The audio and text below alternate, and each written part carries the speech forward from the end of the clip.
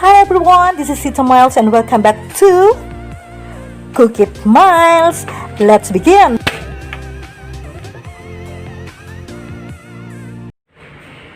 Good morning people. Today we're preparing crispy savory sweet and sour.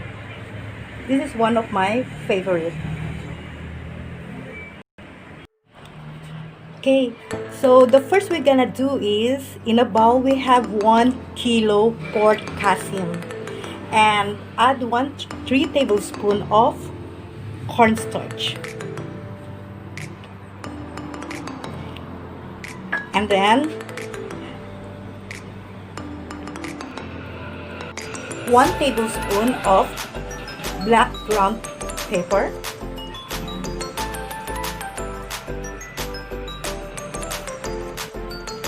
And 4 tablespoons of fish sauce or patis.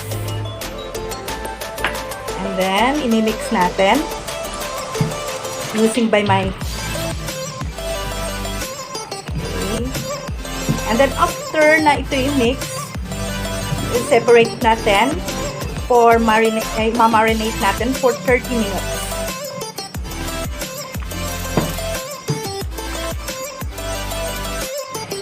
In a separate bowl, add 1 cup of all-purpose flour,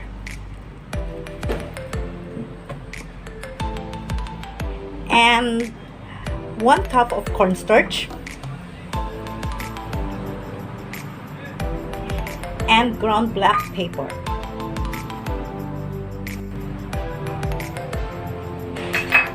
Add 1 cup of water, and then after nating i-add itong 1 cup of water, kailangan haluin natin ito. Okay? Ito, nahalo na natin. Para yung consistency ay maging butter siya. So, ito ang kinalabasan ng butter natin. Dito natin i-dip yung chicken na minarinate natin.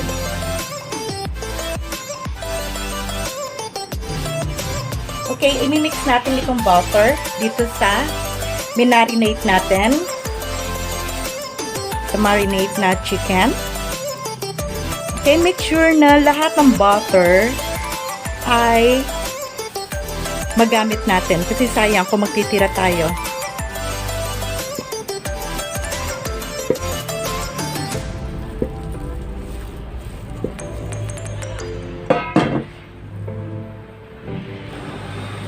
So, hahaluin uli natin.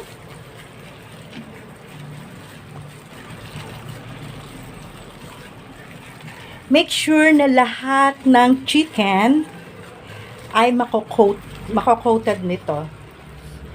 Or malalagyan lahat ng harina o butter yung chicken. So, to make sure.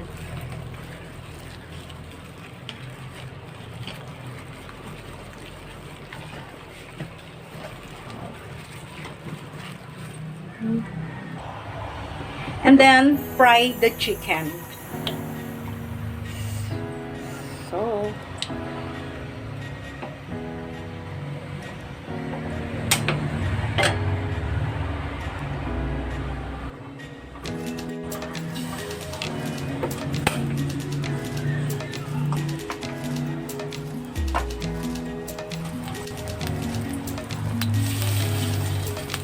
So kailangan medium heat.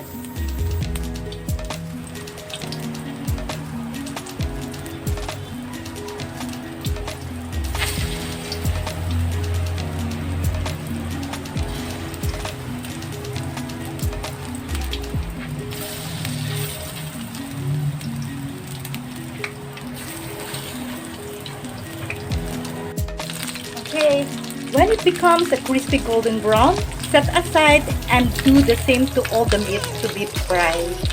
Okay, set aside muna natin. So, after natin ahunin.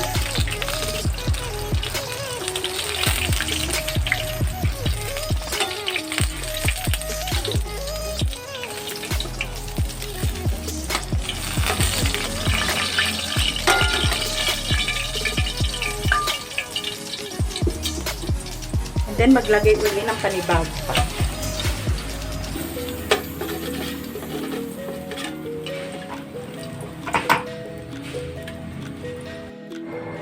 Now, we're gonna make the sweet and sour. In a bowl, add 1/2 cup of sugar.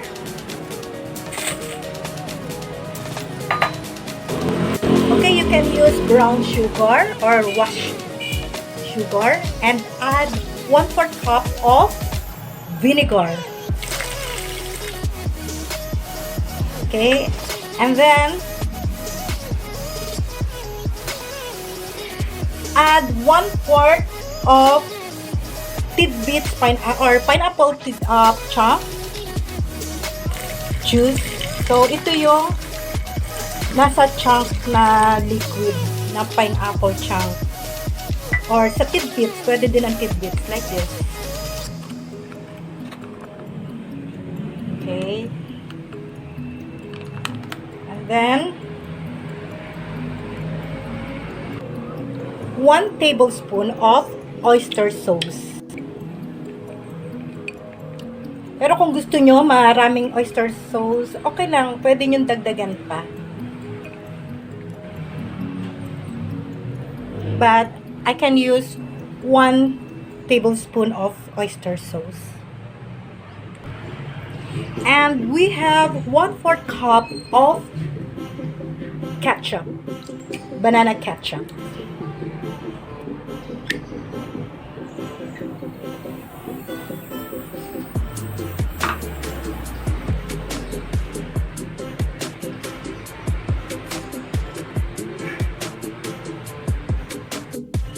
Okay, add 1 tablespoon of cornstarch.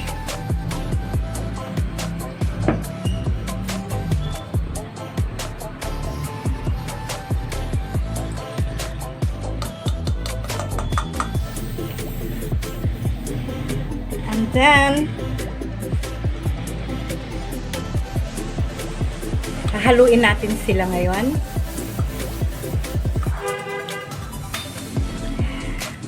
Okay. Make sure to dissolve lahat yung cornstarch at saka yung sugar. So, ito yung sauce na pinakang sauce ng crispy savory sweet and sour. Okay.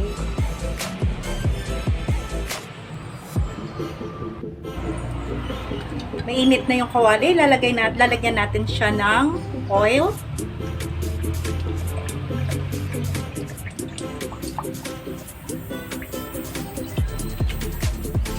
And then, unahin muna natin lutuin yung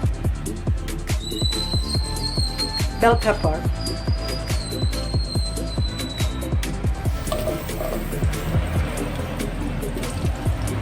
So, kaya ko ito inuna para maging crunchy siya. Hindi man kailangan na lutong-luto siya.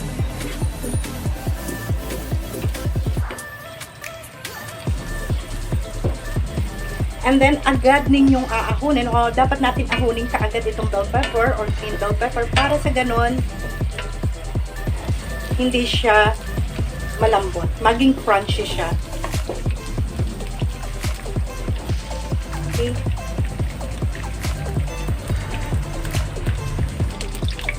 After natin ahunin yung green bell pepper, i-add na pa natin ay ang garlic.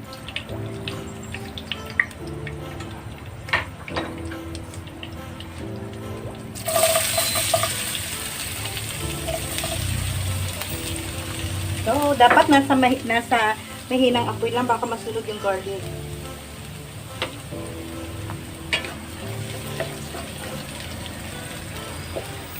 And then, we're gonna add red onion.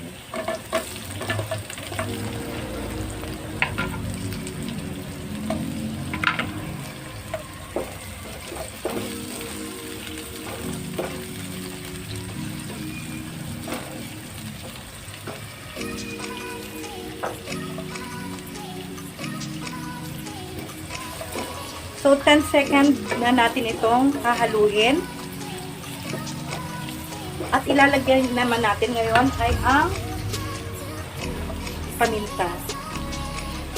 So, 1 tablespoon of paminta.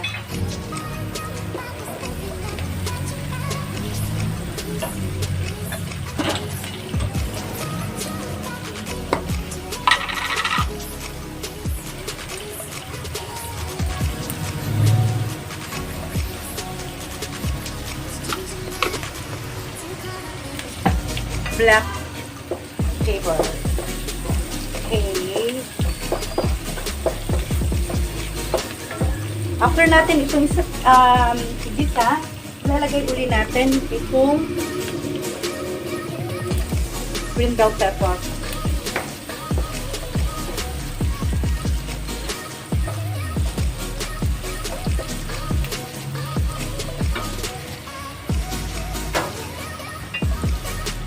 And then, ilalagay din natin ay ang pineapple chunk. Yun yung 1/4 cup of pineapple chunk or pineapple tidbits.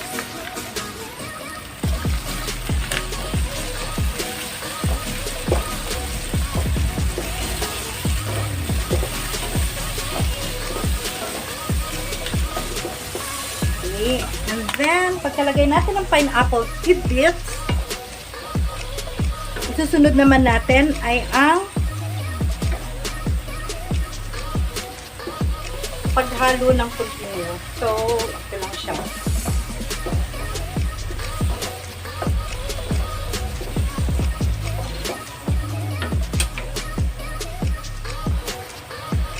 And we're gonna add star, yung ating tinimpla na sarsa.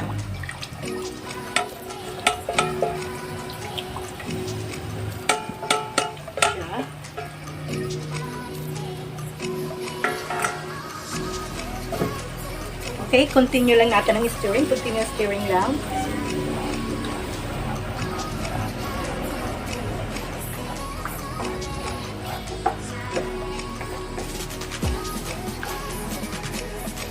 So, another 30 seconds natin intayin until na mag-boil siya.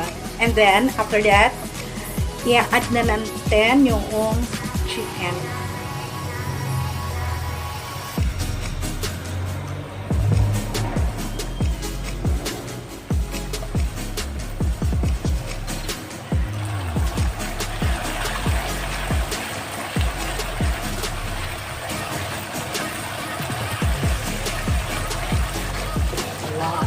Ang ganda ng texture niya. Beautiful texture and color. So here, pagkatapos niya mag-boil, we're gonna add a chicken.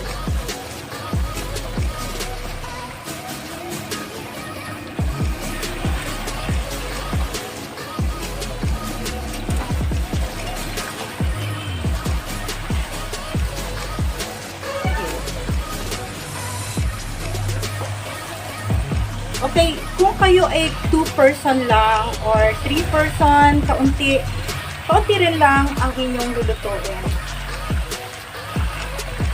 Small of amount.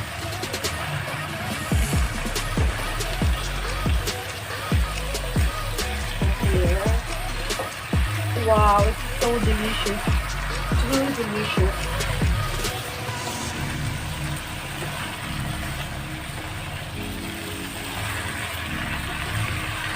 Kasi nakakain lang natin ito sa labas, di ba? Pag pumupunta tayo sa labas. Pero kung malalaman natin itong lutuin sa bahay, tawag ba dito, mas makakamura kayo sa lahat ng ingredients at make sure na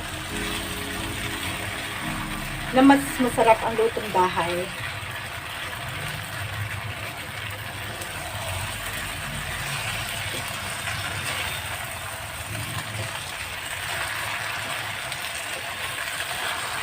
So, pag nilagay nyo na yung chicken, low heat lang or mahinang apoy. Okay.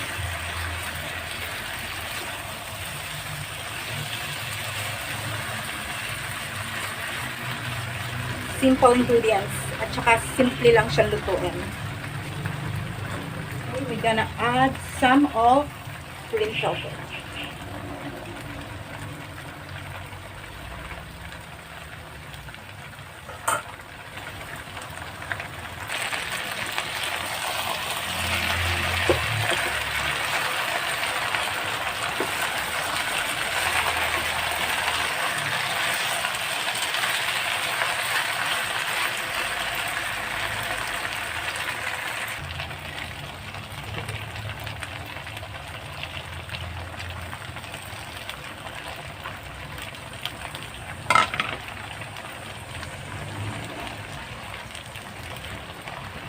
Okay, it's already done.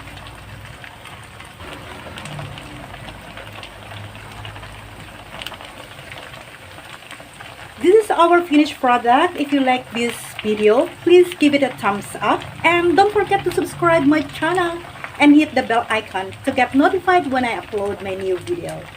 Have a nice day. Bye.